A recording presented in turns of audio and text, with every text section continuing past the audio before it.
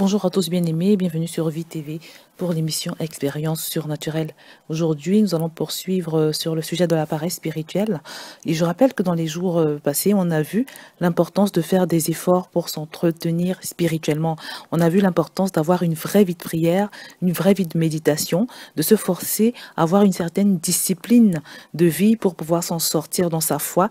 Et aujourd'hui, j'ai sélectionné pour vous une image très illustratrice de ce que j'essaye d'expliquer depuis des semaines. Et la personne que vous voyez dans cette image souffre d'anorexie. L'anorexie est un trouble alimentaire qui conduit la personne qui en souffre à ne plus s'alimenter. Et le résultat tourne en général autour de cette image que vous apercevez, c'est-à-dire on devient très maigre au point de parfois en mourir. Donc, je voudrais simplement attirer ton attention aujourd'hui, bien-aimé, sur le fait que de la même façon, sur un plan spirituel, quand tu ne te nourris pas, tu es semblable à cette femme à l'intérieur de toi. Beaucoup d'anorexiques finissent d'ailleurs par mourir physiquement. Et sur un plan spirituel, on parle de mort spirituelle quand à force de ne pas se nourrir, la personne finit par se détourner de Dieu. Mais ce ne sera pas ton cas ni le mien au nom de Jésus. Donc aujourd'hui, nous allons continuer de parler de l'importance de s'entretenir par la prière et la méditation. Et plus particulièrement, on va parler du contenu de ta prière et du contenu de ta méditation. Parce que plus que le fait de prier, ce qui compte, c'est l'efficacité de la prière, c'est le contenu de la prière et surtout la consistance de cette prière et également de cette méditation. Nous allons également répondre à la question de savoir pourquoi est-ce que tu pries? Qu'est-ce que tu demandes dans ta prière quand tu pries? Donc, bien aimé, toi qui m'écoutes, qu'est-ce qui te motive à prier? Quelle serait ta réponse à cette question? Parce que souvent, les chrétiens commettent une erreur monumentale dans leur prière, qui est souvent celle d'avoir des motivations qui visent simplement à satisfaire leur ego. Et ce type de prière est malheureusement inefficace. Et c'est pour cette raison que la parole de Dieu nous dit d'ailleurs, je le lis dans Jacques 4, 3, « Vous demandez et vous ne recevez pas parce que vous demandez mal dans le but de satisfaire vos passions. » Jacques chapitre 4, verset 3. N'oublions pas non plus ce passage de Proverbe 4, 23 que nous avons vu récemment et qui nous dit de garder nos cœurs. Garde ton cœur plus que toute autre chose, car de lui viennent les sources de la vie. Parce que bien aimé, dans tout ce que nous pouvons faire, tu dois savoir que Dieu considère toujours le cœur. Il considère toujours l'intention, la motivation. Et c'est pour ça que la Bible dit dans 1 Samuel 16 que l'Éternel ne considère pas ce que l'homme considère. L'homme regarde à ce qui frappe les yeux, mais l'Éternel regarde au cœur. Comprends donc, bien aimé, que quand on parle d'avoir une vraie vie de prière et de méditation, tu dois premièrement surtout prier pour ton cœur, ton caractère, ton obéissance, ta capacité à obéir au commandement de Dieu, pour pouvoir devenir quelqu'un de soumis, de souple entre les mains de Dieu. Tu dois prier pour devenir quelqu'un sur qui Dieu peut s'appuyer. C'est très important. Ton bon cœur, ton caractère transformé, ton obéissance à Dieu représente en fait ta sécurité, ta protection. Ton caractère transformé t'évite les pièges du malin. Il t'assure également la faveur de Dieu. La deuxième chose, c'est que tu dois méditer surtout pour ta transformation. C'est-à-dire quand tu médites, quand tu ouvres la Bible pour la lire, ce n'est pas dans le but d'augmenter tes connaissances, mais c'est pour pouvoir être transformé. Parce que le plus important, ce n'est pas de connaître les commandements de Dieu, mais de devenir capable d'y obéir. Parce que c'est ça que Dieu regarde au final, ton obéissance. Parce que beaucoup de chrétiens méditent la parole de Dieu pour augmenter leurs connaissances, leurs capacités spirituelles, pour aiguiser leurs talents. Ils ne méditent pas malheureusement pour aiguiser leur caractère. Or, c'est le plus important.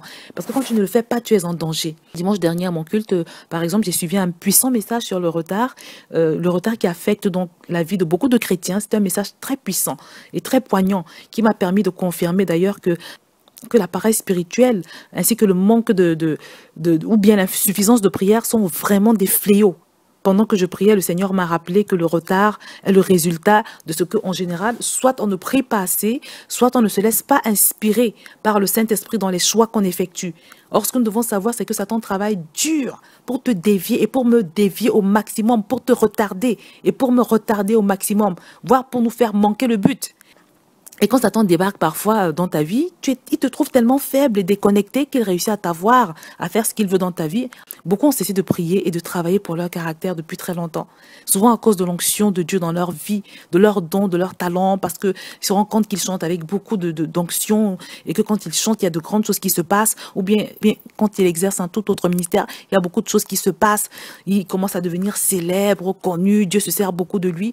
Et Beaucoup commettent cette erreur qui fait que quand on arrive à ce niveau dans le ministère, on cesse de prier, de travailler sur le caractère. Or, c'est une grosse erreur. Parce que quand tu négliges de prier pour ton cœur, ta capacité à obéir à Dieu, tu te retrouves forcément retardé. Tu te retrouves forcément à un moment donné fragilisé, attaqué par l'ennemi à cause de tes problèmes de caractère que tu ne travailles pas puisque tu ne pries pas pour ça. Tu ne pries que pour augmenter ton don, ton talent, pour plus d'onction, pour plus de révélation, pour rendre ministère.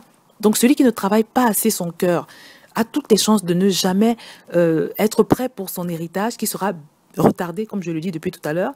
Et si tu as un grand ministère, quel qu'il soit, tu peux te retrouver dans cette configuration où tu vas construire d'une main. C'est-à-dire, d'un côté, tu vas bénir les gens à travers le ministère que tu vas exercer. Et d'un autre côté, tu vas détruire ce même ministère avec ton autre main. Parce qu'en général, quand on est rempli d'onction, mais qu'on ne travaille pas son caractère, ce caractère finit par nous rattraper d'une façon ou d'une autre. Et par détruire notre, comment je vais dire, le beau témoignage qu'on a pu construire à travers notre don, l'exercice de notre don. Donc j'ai connu une femme pasteur, une femme très charismatique d'origine portugaise qui était célèbre dans son ministère par les signes et les prodiges que Dieu opérait au travers d'elle. Mais j'avais été très surprise de constater qu'elle était en instance de divorce pour la 3e fois. Donc là, elle se préparait à divorcer pour la 3e fois. J'avais été très choquée à l'époque, je n'avais pas trop compris. Mais aujourd'hui, avec la grâce de Dieu et les enseignements que j'ai reçus, j'ai compris que cette femme, en fait, elle devait beaucoup prier pour son ministère, pour aiguiser son talent, son don de guérison et pour augmenter ses capacités spirituelles et tout le reste. Parce que pour avoir les résultats qu'elle avait dans son ministère, il faut vraiment se donner dans la prière. Mais sauf que malheureusement, elle ne devait pas prier suffisamment pour son cœur, pour sa vie, pour son caractère, pour ces autres choses dont je parle aujourd'hui. Donc c'est de cette façon que certains sont des machines de prière. Ils prient pour un aspect de leur vie et laissent l'autre aspect ou délaissent ou négligent d'autres aspects. Mais c'est très dangereux de faire ça. Parce que ta prière pour l'onction, pour plus d'onction dans ta vie, va te donner une onction. Mais celle-ci risque d'être détruite par ton caractère non travaillé. Ton caractère non travaillé peut aussi te retarder dans ton mariage. Parce que quand Dieu voit par exemple que s'il te donne un mari, tu vas lui faire beaucoup de mal à cause de ton caractère. Ou alors tu vas divorcer et ce sera un scandale. Et voilà, quelque chose de déplorable pour ton témoignage et pour ceux qui te suivent. Bah, je ne pense pas qu'il va favoriser ce mariage. Personnellement, j'ai déjà interrogé Dieu concernant le célibat chronique de certaines personnes. Et là, le Seigneur m'a répondu qu'il s'agissait de problèmes de caractère.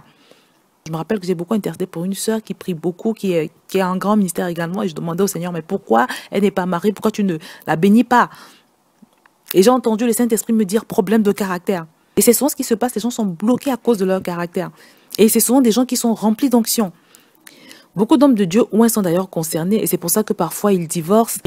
Et même plusieurs fois. Et après, ils sont taxés de faux pasteurs et tout le reste. En réalité, ils ne sont pas faux. Ce ne sont même pas des faux pasteurs. Ils ont juste de gros problèmes de caractère.